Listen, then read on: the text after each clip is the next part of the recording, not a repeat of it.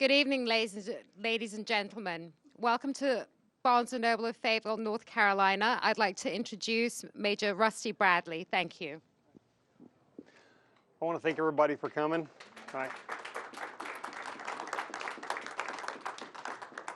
I want to thank you all for coming. Unfortunately, Kevin Maurer is not going to be able to attend tonight. He had a significant event come up at the very last minute.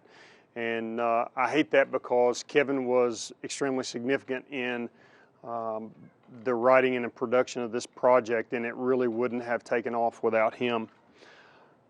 Let me start by extending a very sincere thank you on Kevin and both my behalf for coming tonight. This project has taken 4 years in the making.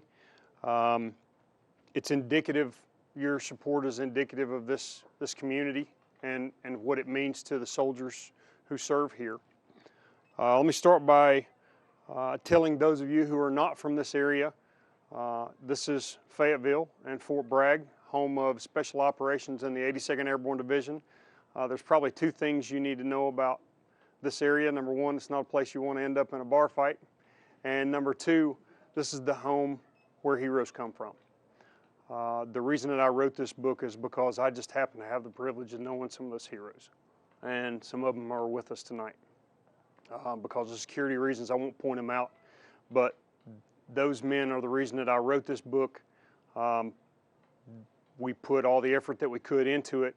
And then I would give everything that I have to be able to walk that ground a little more time. They're true heroes. And that's the most common question that I have. There's a lot of common questions that I'm typically asked about the book, but what I wanted to do is sort of break from the norm and give anybody who has a question the opportunity to ask a question and just to see if I could field any answers that anybody might want to have.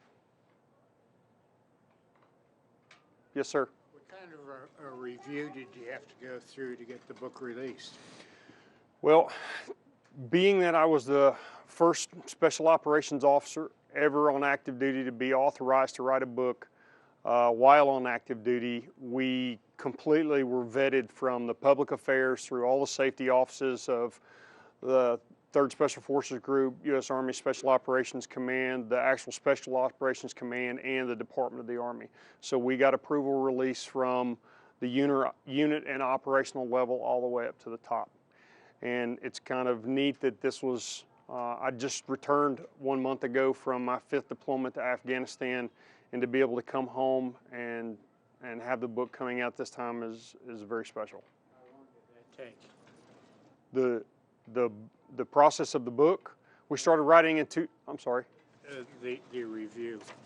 The review, I believe, took about a month and a half. I think they went through it pretty thoroughly. But again, this was, I think one of the most important things about this book that's really starting to resonate across the entire country is the fact that the book is about victory. What those guys did, what we were able to do on the ground, I was just lucky enough to be a part of it. What they did was about victory. It was a small group of ordinary men who did something absolutely extraordinary. It's not about defeat. It's not about sheer escape. It's about the men who directly put themselves in front of the enemies of our country and came to the aid of an entire ISAF task force.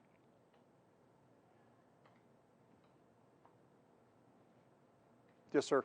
Did you have any prep work before you went on Fox? There was a PAO from the Army there, and we had discussed some of the issues that we thought would arise, and obviously they did arise. But Great job, by the way. well, thank you. I think what's important is I just want to stick to the storyline, and the storyline is about the men and what they accomplished and how important the public outside the military and special operations need to look at Southern Afghanistan, what Southern Afghanistan is, especially Kandahar. It's the crossroads to 5 major cities, all the 5 major cities in Afghanistan. It has been significant in the center of gravity since the time of Alexander the Great. southern Afghanistan is where everything travels from what is considered old Persia to Asia. So it was really the Silk Road, the old Silk Road, which was part of the reason that the British were so intent on controlling it twice. It's hugely significant about the area, and that's what we wanted. That's what we wanted people to know and understand. Is it's not just this one glimpse in time. It's been for centuries and remains today, even during the war, an exceptionally diverse and dynamic place where our soldiers are serving.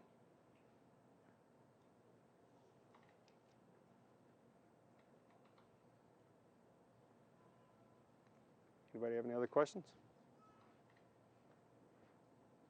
There's got to be somebody. I'll make a comment. Yes, sir. Read a lot of war books. This was one of the best I've read. This was great. It got towards the end. I mean, it was intense. It was great. You did a great job.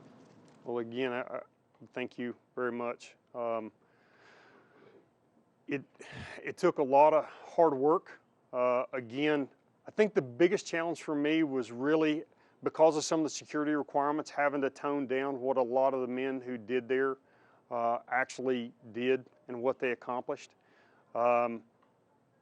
It is nothing short of phenomenal, and I'm hoping that people buy it because they want to know what these soldiers are doing. They want to know what the Afghans are doing for themselves. That's a very consistent question that comes up is, you know, how much are the Afghans actually contributing? I think a lot of it is very important because it relates directly to the units that we saw and that you read about in the book were units that we had helped build in the early years and trained with us. So they truly considered us almost Afghans and brothers, and they would operate and execute like professional soldiers, and that's something that's missing in I think the national understanding of what's going on in Afghanistan. I equated it to the Battle of the Iron Valley in Vietnam.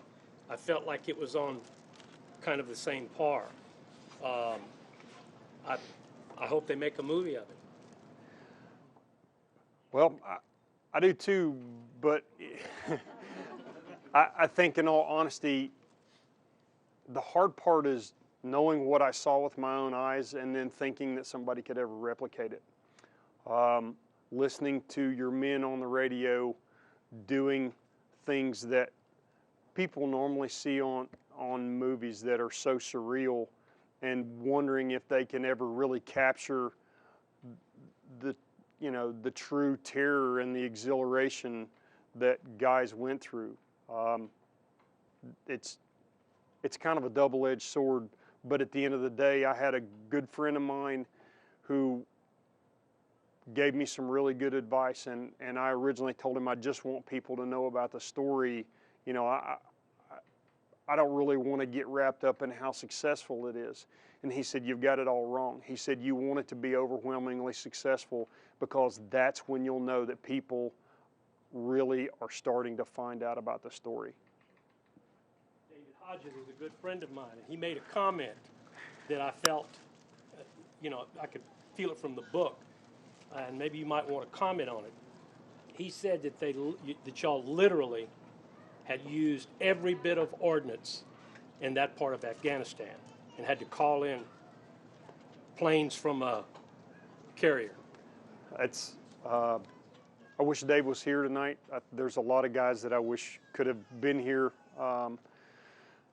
Dave Hodges is one of those phenomenal heroes that is just a mean old dog, and he'll never get on the porch. That's why he has so much respect from the soldiers that he served with. That is absolutely true.